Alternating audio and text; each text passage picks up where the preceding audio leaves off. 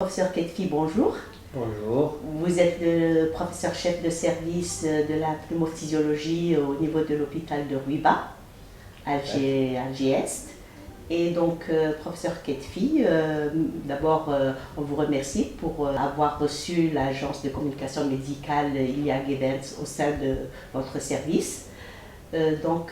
Professeur Ketfi, quel état des lieux faites-vous aujourd'hui concernant la Covid-19 au niveau de votre service déjà? Merci pour cette question. Bonjour à vous, bonjour pour tous les auditeurs. En fait, l'état des lieux actuellement dans le service, on va dire qu'il y a une amélioration qui est palpable depuis plusieurs jours, on va dire au moins une quinzaine de jours, que les choses commencent à s'améliorer nettement. Ça, c'est une bonne nouvelle. Voilà, que le nombre de cas diminue.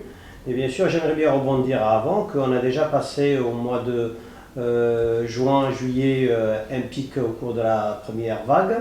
Et après, les choses ont commencé à s'améliorer. Et je pense qu'en fait, il y a un relâchement en matière des mesures barrières, ce qui a provoqué une deuxième vague, ou participé au moins à une deuxième vague. Les choses étaient vraiment alarmantes, ça fait déjà un mois et demi. Et après, maintenant, je pense que la reprise et l'intensification des mesures barrières a permis le contrôle de la maladie. Et actuellement, on assiste à un contrôle palpable. Et au niveau du service, on a un nombre de cas qui est limité. Très bien. Eh bien, ça, c'est vraiment une très très bonne nouvelle, hein, vous nous rassurez. D'accord. Alors, professeur Ketfi, une deuxième question, si vous permettez. Quel est le profil type du patient qui est admis en hospitalisation au sein de votre service, dans l'état actuel des choses? Très bien. En fait, on a assisté à la première vague et à la deuxième vague, et le profil type du patient réellement a changé beaucoup. Hein. C'est qu'au cours de la première vague, les professionnels de santé qui étaient impliqués dans la prise en charge des patients Covid-19, c'était essentiellement le personnel hospitalier. Et le profil type, c'est des patients qui présentent une symptomatologie Covid-19, c'est-à-dire une symptomatologie d'ordre général, fièvre, frisson, myalgie, arthrite, syndrome grippal, et parfois une symptomatologie en plus du syndrome grippal, symptomatologie digestive, respiratoire, etc. Et donc c'était pratiquement une symptomatologie où les patients viennent consulter au début de la maladie. Les choses ont changé cette fois-ci, ont changé parce qu'actuellement on assiste au niveau de l'hôpital à une population qui est pratiquement totalement différente et que les patients viennent à un stade plus ou moins avancé de la maladie. Que les gens ne consultent en milieu hospitalier ou ne viennent à l'hôpital que le moment où ils sont à un stade évolué de la maladie, essentiellement en détresse respiratoire. Malheureusement. Et ça nous pose un problème de prise en charge. Et d'ailleurs, on a soulevé ça dans pas mal de situations où on a eu l'occasion d'intervenir. C'est que l'idéal que le patient consulte au début de la maladie, non pas à un stade évolué de la maladie, car ça nous donne une marge plus efficace, une marge plus large pour agir efficacement contre la Covid-19. Oui. Donc il y a peut-être un manque de communication dans ce sens.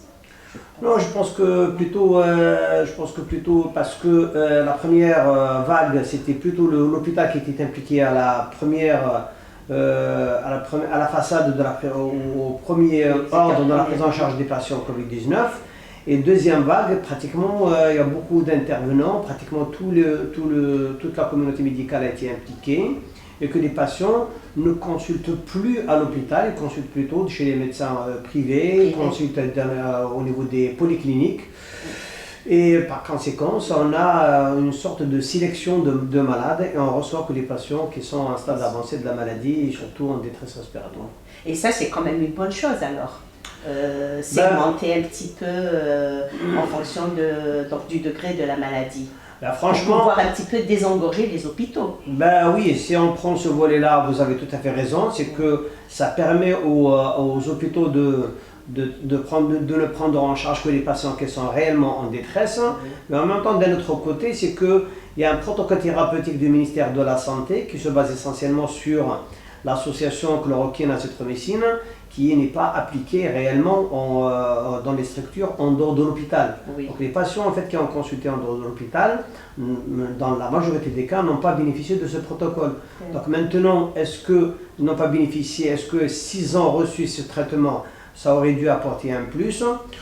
Je pense, selon notre expérience au cours de la première vague, je pense que oui, mais bien sûr, des études complémentaires sont éventuellement nécessaires pour conforter cette hypothèse. Oui. Et une dernière question, professeur Ketfi. Alors, quel enseignement tirez-vous de cette crise sanitaire universelle, je dirais? Je pense que c'est le monde entier qui a souffert de cette crise sanitaire majeure. La première chose qu'on doit tirer, c'est que les systèmes de santé de par le monde et en Algérie, mais s'ils méritent réellement de les revoir dans la profondeur et se préparer, parce que se préparer on va dire, à tous les niveaux pour pouvoir faire face éventuellement à des crises sanitaires qu'on ne peut pas écarter, que c'est des choses qui peuvent se répéter dans l'avenir. Donc normalement, on doit rester prudent et on doit se préparer notre personnel, préparer nos hôpitaux et surtout aussi booster les travaux de recherche, voilà, pour avoir des capacités à analyser ce genre d'épidémie ou de pandémie qui peuvent surgir dans l'avenir et qu'on va dire que logiquement, si on suit les choses dans leur logique, on va dire que logiquement il y aura encore des épidémies voilà, et qui peuvent menacer l'humanité et qu'on doit être prêt, on doit rester prêt à faire face. Oui. Voilà.